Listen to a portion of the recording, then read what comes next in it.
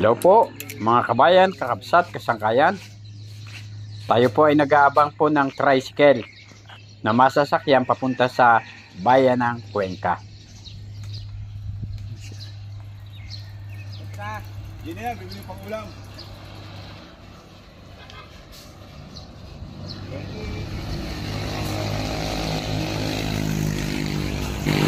Masyado pong mabibilis ang mga sasakyan dito, kahit na makipot ang daan. Ito po ay isang paalala lamang sa ating mga motorista. Sana po ay mag-ingat po tayo sa pagmamaneho. Ngayon po ay nakasakay na po tayo ng tricycle at binabaybay na po ang daan papunta sa bayan ng Cuenca. Tayo po ngayon ay pupunta sa Mabini, Batangas. Isa sa mga bayan po dito sa Batangas. Pero bago po tayo pumunta roon, tayo po ay bibili muna ng pintura.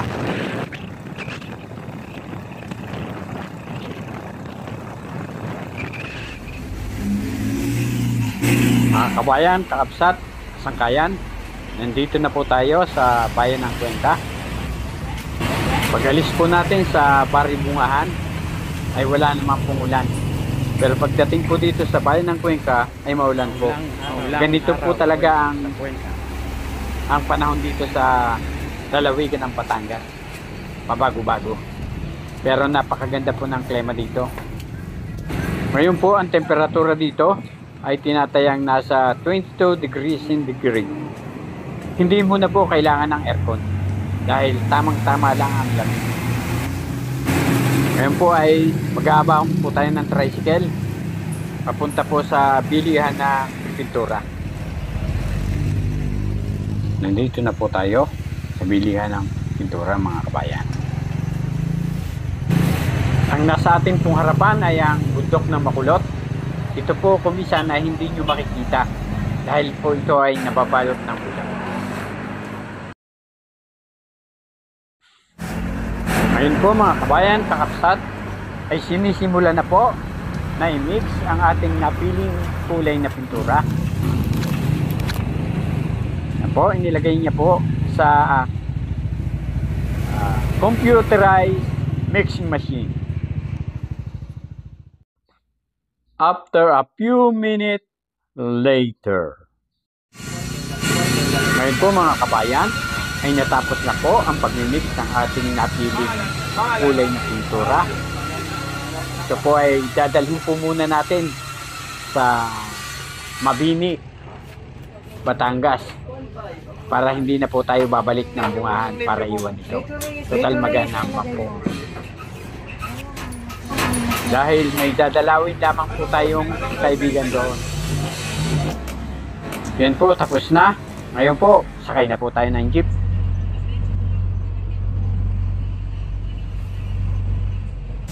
Sa Mabini, Batangas. Mabini, Batangas tayo, mga kabayan. Ngayon po mga kabayan, kakabsat, kasangkayan, nakasakay na po tayo ng jeep patungo po sa bayan ng Mabini sa lalawigan ng Batangas.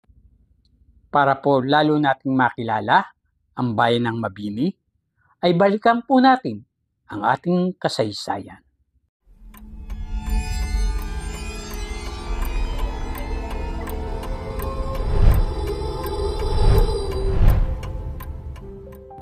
Ayon sa alamat, ang unang nanirahan dito sa bayan ng Mabini ay ang mga Malay na namumuhay dito sa pagsasaka dahil sa matabang lupa na angkop sa agrikultura at pangingisda dahil sa masaganang yamang dagat dito ng Batangas Bay at Balayan Bay.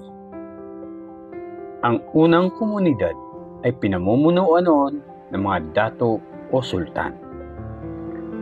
Ang bagong bayan ng Mabini ay pinasinayaan noong Enero 1, 1918 ni Kapitan Francisco Castillo na itinuturing na nagtatag ng bayang ito. Ito ay sinunod sa pangalan ng isa sa ating mga bayani na si Apolinario Mabini na itinuturing na utak ng himagsikan. Mga kabayan, kakabsat kasangkayan, ang bayan ng Mabini sa makabagong panahon ay isa sa first-class municipality na nasa ikalawang distrito sa lalawigan ng Batangas. Ito ay matatagpuan sa baybayin ng Balayan Base at may taas na 53 metro mula sa ibabaw ng tubig dagat. Ito'y binubuo ng 34 na barangay at ayon sa talaan ng census noong 2020 ay may populasyon na 50,854 katao. Ang bayan ng Mabini ay may kabuuang sukat na lapad na 44.47 kilometro kudrado.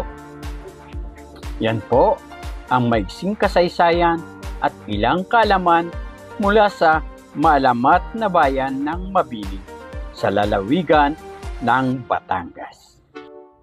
Sana po ay nagkaroon po kayo ng kahit na kunting kaalaman mula sa inyong abang lingkod na si Juan Masipag na hindi tinatamad. Ngayon po ay samahan niyo naman po ako upang makita po natin ang kagandahan ng bayan ng Mabini mula sa itaas.